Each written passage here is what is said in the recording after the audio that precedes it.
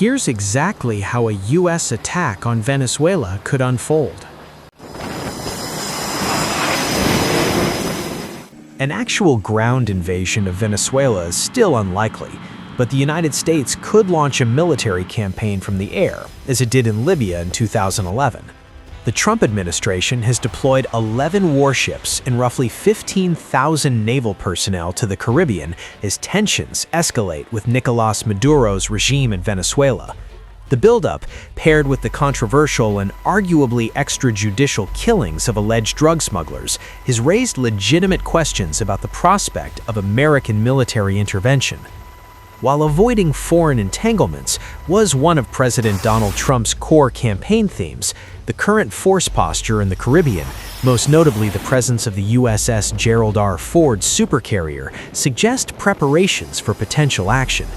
If that action were to occur, and U.S. troops were sent into Venezuela against the wishes of the government in Caracas, what might U.S. military operations actually look like? Any intervention would center on coercing or potentially removing Maduro from power. Trump has publicly issued an ultimatum to Maduro, which the Venezuelan leader has rejected. The United States has a long history of toppling unfriendly governments, especially in Latin America, so a removal campaign would have historical precedent. But removing a regime almost always requires occupation, and after the costly, protracted occupations of Iraq and Afghanistan, the American public has little appetite for another open-ended commitment. The naval forces massed in the Caribbean are also not optimized for large-scale ground operations and too few in number to credibly occupy Venezuela if the government were overthrown. For both political and practical reasons, a limited intervention is a much more likely scenario. If this were to play out, it would more closely resemble Libya in 2011 than Iraq in 2003. A sustained air campaign aimed at coercing or degrading the regime without an accompanying ground occupation. A limited intervention would begin with efforts to neutralize Venezuela's ability to contest U.S. operations in the air or at sea.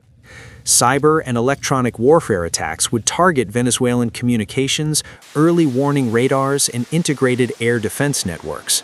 Standoff cruise missiles, Tomahawks from destroyers and submarines, along with JASSM-class weapons launched by U.S. bombers or carrier-based aircraft, would strike long-range SAM sites, radars, major air bases, hardened aircraft shelters, and key command and control nodes. Venezuela fields several Russian-made SAM systems, including S-300 VM batteries, but these would be early priority targets and unlikely to survive sustained U.S. suppression. The goal would be to blind and stun the Venezuelan military, allowing U.S. aircraft operating from the Gerald R. Ford, functionally a mobile airbase, to maneuver with significantly lower risk. Carrier-based F/A-18E Super Hornets and potentially F-35Cs would then enforce air superiority and intercept any Venezuelan fighters attempting to take off.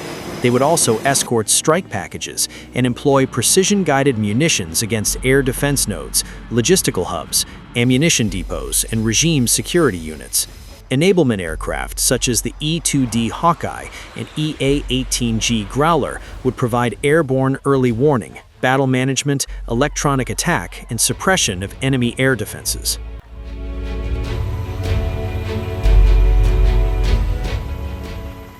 Additional U.S. air power could be launched from the continental United States. Strategic bombers, B-1Bs, B-2s, and B-52s could deliver standoff cruise missiles and precision weapons against high-value fixed targets.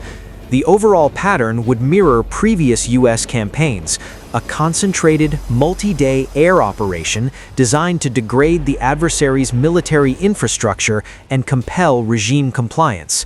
Simultaneously, the U.S. Navy would likely impose maritime interdiction or a blockade around key Venezuelan ports. Special operations forces might conduct limited missions on the ground to designate targets, facilitate local intelligence, or secure critical nodes.